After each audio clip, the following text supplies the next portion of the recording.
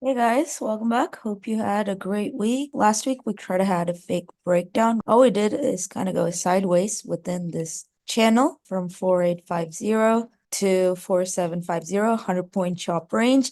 And you can see that pretty much end of the week on Friday we did break out of this range. So generally channel breaks do tend to go higher. This short clip is presented by Community. Fast track your learning curve and profit with our Leduc Trading Discord community. It is ideal for beginners who love the chase. Community provides access to not only Samantha's daily market thoughts and chase trades, but also her fabulous team of live stage mentors who share their actual trades and risk management stops across equities, options, and futures. You also get access to custom trade support when you need it. For more information, visit www.leductrading.com/community. That's the level to keep an eye on if you are trying to short the market because you think it is overbought or whatever. I would say this is the level to kind of keep an eye on. This level here at 4850, right? We break back into the channel. It's an easy 100-point drop or even further, right? Given that we are looking for a wave 3 top. But alternatively, something else you have to keep in mind is if this is indeed a 1-2, we could end up rallying pretty much throughout the week, and the pullback may not happen until next month. So those are both probabilities. We just kind of have to wait and see where the market kind of wants to finish the wave 3 and pull back for a wave 4. Again, either a break of 4850 is a good level to short, or upper targets, fib levels that I think could be important are 4950 and 5000. I don't think we break over 5000 for too long before we have the more vigorous pullback. But yeah, this would be the alternate bull case. I mean, an extended bull case in a wave 3. And I would say that ideally, early this week, it probably pushes 4900 and then tends to finish off this wave 3. So yeah, I am looking to see where this bigger wave 3 in the market kind of ends and we pull back for the wave 4. But yeah, like I said, the market really will not be bearish till it can break 4600, and you can see why I said that given how the market has been operating. And the dollar, again, you can see that we pretty much had this pink 1 2 3 4, and we're rejecting. So as you can see here, this is the prior level of support, right? And it was also the area we rejected. So if you are bullish the market, you need the dollar to continue down lower. And for that, you need the dollar to break below this level at 102.8. If it does that, then the dollar, probably comes down at least back to the support level at 101. If the dollar bases here and does not break below and continues to move higher, that would indicate that the wave 3 top we would do, right? This is the bull case scenario. I would say this is a short-term extended bull case scenario.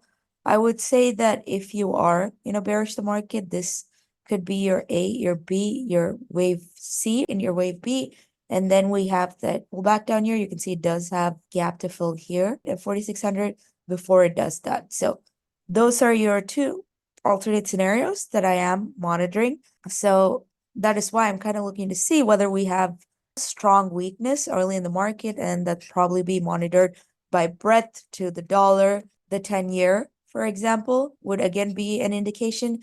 If we, hold over this, then we pretty much, we'll push up to like 4.3, 4.35 at least, which would again mean weakness in the market. If we cannot, hold over this 4.05% level and we break down, then again, a weak yield is bullish the market, and we likely, operate in the extended short-term bull version, which is the yellow. Otherwise, I am looking to see whether the red version plays out. So yeah, let's also look at the wicks for some clues. Wicks again, as you can see here, we have refused to stay above this 14 level, and obviously a better level would be 14.7, right? A break of that obviously would be super bullish for volatility. But so far, I mean, you can say that technically we are making higher lows, but we are at a point where Wix kind of has to make a decision. We're just kind of circulating throughout this channel. So it is either going to break this channel lower this way, or alternatively, if this can be a 1 2 and this is a 1 2 3 4 5, so it would look something like this back to the top of the channel, right? All this would be channel surf from one channel. If I zoom this, you can see that this is one channel.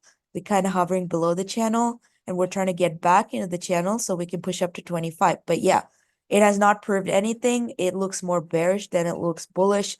Ideally, $15 would be a good trigger to, like short all the extended overbought stocks. But yeah, as long as we stay below 14, that is, bullish for the market. All right, let's look at this week's watch list.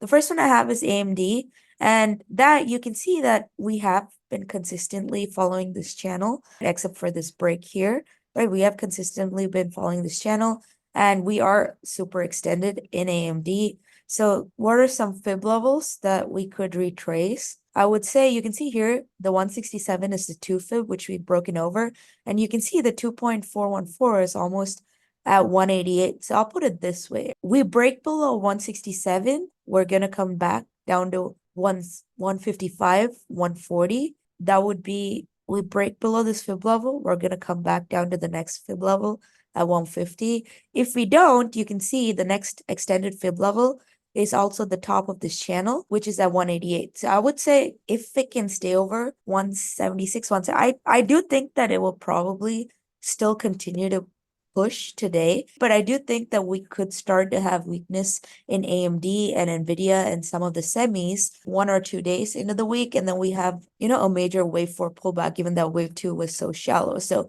yeah, that is what I'm watching for. I'm either watching for it to break 167 to short it, or watch to see if we can get close to about 188, 189, 185. Over 185, I'd start to add puts onto AMD for a $20 pullback. So yeah, that's kind of what I'm thinking in regards to AMD.